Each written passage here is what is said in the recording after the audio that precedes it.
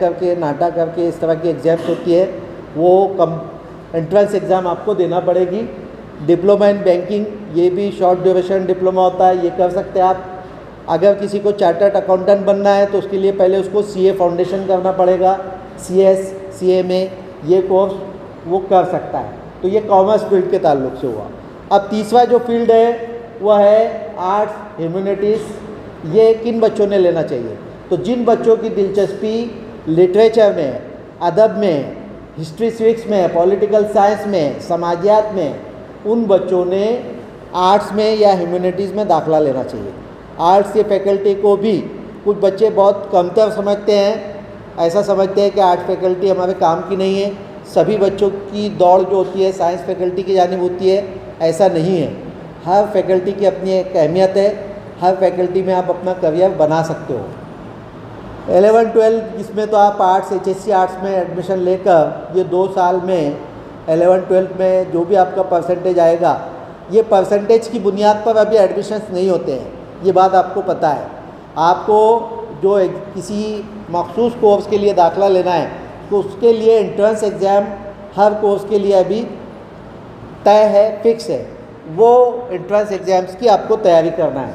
तो इसमें diploma in teaching, ये DED वगैरह जिसको कहते हैं, अगर आपको आर्ट्स फैकल्टी लेकर टीचर बनना है तो आप DED कर सकते हो, BEd कर सकते हो। और इसी तरह फाइन आर्ट्स या जर्नलिज़म के मास कम्युनिकेशन एंड जर्नलिज़म का एक डेवी कोर्स होता है इंटीग्रेटेड, वो कोर्स कर सकते हो। उन्होंने आर्ट्स में दाखला लेना चाहिए। वोकेशनल और स्किल बेस्ड कोर्सेज, अभी नेशनल एजुकेशन पॉलिसी के तहत जो वोकेशनल कोर्सेज आए हैं, वोकेशनल कोर्सेज या स्किल बेस्ड एजुकेशन पर खुसूसी तवज्जो दी जा रही है। हुकूमत भी इसके लिए जो है बहुत सारी प्लानिंग कर रही है। अभी स्कूल एजुकेशन से ही स्किल बेस्ड एजुकेशन देने की शुरुआत की जा चुकी है। तो इसमें पैरामेडिकल कोर्सेज जो होते हैं, जैसे किसी को डॉक्टरी में, MBBS में, BUMS BAMS में दाखला नहीं मिल पाया, तो वो मेडिकल से रिलेटेड एक्सरे टेक्नीशियन का, DMLT का कोर्स करके मेडिकल फील्ड में अपना करियर बना सकते हो। डिप्लोमा इन इंजीनियरिंग, मैंने आपको बताया पॉलिटेक्निक का 3 साला डिप्लोमा होता है। इसी तरह से graphic design, animation, fashion design, लड़कियां जो है फैशन डिज़ाइनिंग में अपना करियर बना सकती है। ग्राफिक डिज़ाइन और एनिमेशन, कंप्यूटर से रिलेटेड ये जो शोबे हैं, इसमें आप अपना करियर बना सकते हो। आपको अपना करियर मुंतखब करने के लिए सबसे पहले किन चीज़ों को ध्यान में रखना है या करियर का इंतखाब आप कैसे करें? अभी आप जिस मकसद के तहत यहाँ बैठे हैं, ऑनलाइन एडमिशन के ताल्लुक से तो अरुण साहब बताएगी आपको, लेकिन अब 10वीं के बाद, 12वीं के बाद आपने क्या करना चाहिए, उसकी मनसूबाबंदी आज से ही आपकी होना चाहिए, बल्कि इससे पहले से चाहिए थी। जब हाई स्कूल में थे आप, फाउंडेशन आपका जब 8, 9, 10 में बन जाना चाहिए था, अपना मकसद तय हो जाना चाहिए था। लेकिन अभी भी कुछ बिगड़ा नहीं है। अभी 2 साल आपके पास है 11-12 के। आप अपने करियर के इंतखाब को अभी से अगर प्लानिंग के साथ अंजाम देंगे तो यकीनन कामयाबी आपको मिलना ही मिलना है। इसमें सबसे पहले करियर का इंतखाब करते वक्त आपको अपना इंटरेस्ट को ध्यान में रखना है। आपकी दिलचस्पी कायम है, आपका इंटरेस्ट किसी एक मखसूस फील्ड में है। आपके पेरेंट्स बोल रहे हैं कि नहीं बेटा तुझे डॉक्टर ही बनना है, आप नहीं चाहते कि मैं डॉक्टर बनूं, तो आप डॉक्टर ना बनें। आपकी दिलचस्पी बहुत है, पेरेंट्स को हम समझा लेंगे, आपने भी समझाना है। दिलचस्पी अगर आपकी किसी फील्ड में नहीं है तो वो फील्ड में आप अपना करियर नहीं बना सकते। क्यों नहीं बना सकते, मैं आगे बताऊंगा। इसी तरह से आपका रुझान या एप्टीट्यूड या अपनी सलाहियत का अंदाज़ा लगाना है कि मैं ये कर सकता हूँ या नहीं कर सकता हूँ। दूसरा ये है कि करियर का इंतखाब करते हुए आप बस जिधर दोस्त जा रहे हैं उधर जाना है, ऐसा नहीं है। उसके लिए आपसे जिनको ज़्यादा मालूमात है, ऐसे अशखास का, अपने वालिदैन का, अपने असातिज़ा का मशवरा लेना है। आपको करना आपको वही है जो आपके मन में है, जो आपकी दिलचस्पी है, लेकिन उसके लिए आपको कंसल्टेशन या आपका मशवरा लेना है टीचर से। साथ ही में कुछ प्रोफेशनल काउंसलर्स होते हैं, वो काउंसलर की भी आपको खिदमत हासिल करना है, जो काउंसलिंग करते हैं कि आपके लिए ये बेहतर रहेगा, इस कोर्स में दाखिला लेना आपके लिए मुनासिब रहेगा, तो आप उनकी खिदमत भी ले सकते हैं।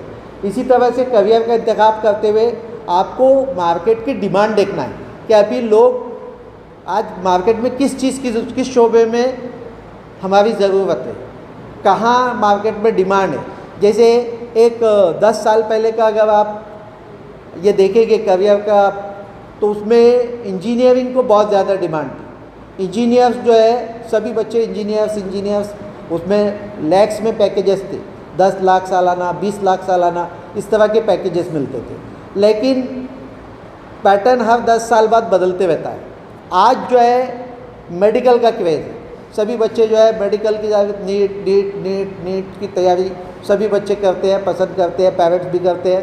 तो MBBS या BUMS, BAMS मेडिकल में ज़्यादा बच्चे अपना करियर बनाना चाहते हैं।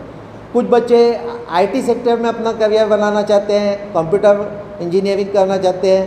तो आज किस शोबे में आप लोगों को करियर का फ़ायदा है, वो अपने माहौल पर, मार्केट पर नज़र डालकर फिर करियर का इंतखाब करना है। अब ये जो करियर गाइडेंस है, ये तो एक छोटी सी आधा घंटा पौन घंटा की ये मीटिंग है, लेकिन इसके लिए आपको तफसीली मालूमात चाहिए तो गवर्नमेंट ऑफ महाराष्ट्र ने ये कुछ वेबसाइट्स दी हुई है, careerguide.com है, .ncsgovernment.in है, या महाकरियर पोर्टल महाराष्ट्र गवर्नमेंट ने बनाई है। इसमें एक नहीं, 10 नहीं, 1000 नहीं, सैकड़ों हज़ारों कोर्सेस ऐसे हैं जो आपने कभी सुने भी नहीं, वहाँ आप अपना करियर बना सकते हैं।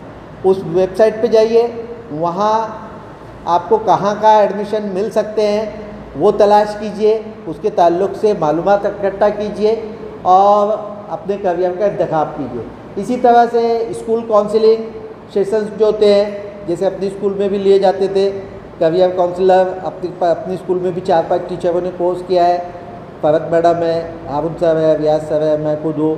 तो इन लोगों से आप अपना गाइडेंस ले सकते हो, राब्ता कायम कर सकते हो। इसी तरह से सेमिनार्स वगैरह होते हैं, उसमें भी आप अटेंडेंस देकर अपने करियर का इंतखाब कर सकते हो। आपको जो मुफीद मशवरे है करियर के इंतखाब के वक्त, ये 4-5 बातें आपको जहन में रखना है कि जल्दबाजी नहीं करना है। 11 उसके बाद जो है ये जो जैसे जैसे पूछता जाएगा, ये अपने काम का नहीं है। ये SSC बोर्ड जो दीगर बोर्ड से, महाराष्ट्र बोर्ड को छोड़ के CBSE से किसी ने किया हुआ है 10वीं या इंटरनेशनल बोर्ड से किया है, उनके लिए ये फॉर्म है, ये आपके लिए। इसको स्क्रॉल कर देना, वहाँ लिख के आएगा कि SSC data button will not be appear for the other board student. ये अदर बोर्ड स्टूडेंट के लिए दिखाई नहीं देगा। उसके बाद ये जो है, ये सब फॉर्म भरने के बाद आपको पेमेंट करना है। ये फॉर्म भरने के 100 रुपये लगेगा आपको, 100 रुपये फ़ीस, 125 रुपये अदर बोर्ड के, महाराष्ट्र बोर्ड वालों को 100 रुपये। तो वो 100 रुपये आपको आपके फ़ोनपे से, आपके ATM कार्ड से या पेटीएम से, जिससे भी आपको करना है वो कीजिए। लेकिन उसके लिए उन्होंने गाइडलाइन दी हुई है कि आप जो है नेट जो लेंगे आपके मोबाइल के लिए, जो पब्लिक नेट है उसका इस्तेमाल ना करें, क्योंकि वो हैक हो जाता है, आपका अकाउंट में से पैसे जा सकते हैं। Check your bank statement often. आपका बैंक में समझो 10,000 रुपये जमा थे, 100 रुपये कम हुए तो 9,990 रुपये मौजूद होने चाहिए। ये चेक करते रहिए। उसकी प्रिंट ले लेना है फॉर्म भरने के बाद, उसको सेव कर लेना है। कनेक्शन जो है सिक्योर कनेक्शन चाहिए। इसके अलावा आइडेंटिटी जो फ्रॉड चल रहा है या थेफ्ट है, उसके लिए ऑनलाइन पेमेंट भरते वक्त आपको मोहतात रहना है, ताकि आपका पिन दूसरे तक ना जाए, आपका बैंक अकाउंट खाली ना हो। इस बात के लिए OTP किसी को शेयर नहीं करना है। वो सब बातें आपको मालूम है। साइबर जो क्राइम होते हैं वो आपको उसका एहतियात रखते हुए, ये पार्ट 1 का मैंने बता दिया था। पार्ट 2 बहुत इम्पॉर्टेंट है। इसमें आपका ऑप्शन फॉर्म भरना है। तो ऑप्शन जैसे आपको किसी कॉलेज का option number 1, option number 2, 3, 10 choice है आपको। अपने यहाँ देखिए, अगर किसी को नॉन मुस्लिम मैनेजमेंट के कॉलेजेस चाहिए, किसी को MJ चाहिए, तो MJ में परसेंटेज बहुत हाई जाता है, 90 के ऊपर ही जाता है। तो वहाँ बच्चों का नंबर लगना थोड़ा सा मुश्किल है। तो उसको एक नंबर चॉइस देकर अपना ऑप्शन ज़ाय नहीं करना। अपनों को मालूम है ना कि अपने बच्चे का नंबर वहाँ नहीं लगेगा, तो उसको एक नंबर पर नहीं डालना है। आपके बच्चे का, आपको श्योर है कि मेरे बच्चे का 80 से 85% है और एंग्लो में मेरे बच्चे को मिल सकता है, तो आप एंग्लो को ही एक नंबर डालिए। MJ को डाले तो वो आपका लगना नहीं है, एक ऑप्शन चला जाएगा आपका। ऐसे 2-3 जहाँ लगने के इम्कान है वो ऑप्शन, और जहाँ आपकी चॉइस है, जहाँ आपको एडमिशन लेना है उसको ऑप्शन में ऊपर रखिए, बाद में फिर नीचे रखिए। इसी तरह से आपको कैटेगरी सिलेक्ट करते वक्त भी ओबीसी, वीएनटी, शाह लोग अगर है या बागबान है, मंसूरी है, वो कैटेगरी में अगर आपके बच्चे का परसेंटेज इतना अच्छा है कि उसको आसानी से एडमिशन मिल जाएगा, तो आप ओपन कैटेगरी में भरिए, क्योंकि कास्ट वाले की एक सीट आप खा ले रहे। अगर आपके बच्चे को ओपन में मिल रहा है और आप ओबीसी में डाल रहे तो वो बच्चे का नुकसान हो जाएगा जिसको मिलने वाला है एडमिशन। अगर आपके बच्चे का परसेंटेज, हाँ आपके बच्चे को, आपको डाउट है कि मेरे बच्चे को नहीं मिलेगा, परसेंटेज उसका 50 है, 52 है, ये तो आपके मार्क्स पे से समझ में आएंगे ना। आपके बच्चे को 80 नहीं 70, वो थोड़ा सा वहाँ इंडिकेटर चालू हो जाते हैं, वहाँ नहीं, 80 प्लस है तो फिर आपने कास्ट नहीं सिलेक्ट करना, उसका एडमिशन होना ही होना है।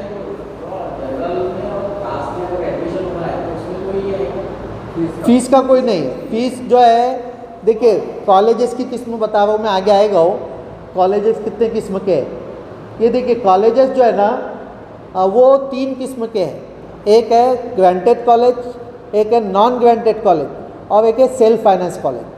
तो ग्रांटेड कॉलेज जो है, जिसको गवर्नमेंट से ऐड मिलती है, अनुदान मिलता है, उसमें अगर आपने एडमिशन लिए तो आपको जो 1976 का फीस स्ट्रक्चर है, कुछ 400-300 रुपये, वो फीस के हिसाब से फीस देना है, 400 रुपये कुछ तो भी उसकी एडमिशन है, ये फीस है, वो अलग से फीस देना है। नहीं, ये एडमिशन प्रोसेस सिर्फ 11 के एडमिशन के लिए। आईटी जिन जिन कॉलेजेस में लिए है, जिन जिन कॉलेजेस ने ऑप्शन लिया है, वो प्राइवेट में लिया है, उसको अप्रूव कराया है उनसे, लेकिन उनका वो अलग से आपको फीस देना है, फीस स्ट्रक्चर उसका अलग है, 2,000 रुपये ज़्यादा है। अब ये कैप राउंड में आपको जो है 4 राउंड्स होना है, एक है 0 राउंड, एक है की मालूमात जो हर ज़िले के अंदर एक मार्गदर्शन केंद्र बना है, वो आपको इसमें कोई डिफ़िकल्टी आती है तो ये मार्गदर्शन केंद्र भी आपको मालूमात दे सकता है। डायरेक्टर और डिप्टी डायरेक्टर ऑफिस भी आपको इसकी मालूमात दे सकते हैं ऑनलाइन एडमिशन की। तो ये पूरा एडमिशन प्रोसेस है जो 19 मई से आपको ऑनलाइन फॉर्म भरना है। उसका कंप्लीट शेड्यूल आया हुआ है कि पहली लिस्ट कब लगेगी, दूसरा राउंड कब होगा, तीसरा, ये जुलाई तक चल रहा है एडमिशन प्रोसेस। और आपको इकरा उर्दू हाई स्कूल सालार नगर में अगर एडमिशन चाहिए तो आपको ऑप्शन फॉर्म में ऑप्शन नंबर आपको 1 या 2 डालना पड़ेगा। आपको कॉलेज का इंतखाब करते वक्त इस बात का भी ख्याल रखना पड़ेगा कि किस जूनियर कॉलेज में रेगुलर लेक्चर्स होते हैं, कहाँ डिसिप्लिन का ख्याल रखा जाता है, इंफ्रास्ट्रक्चर कहाँ है, फैकल्टीज़ कहाँ की अच्छी है।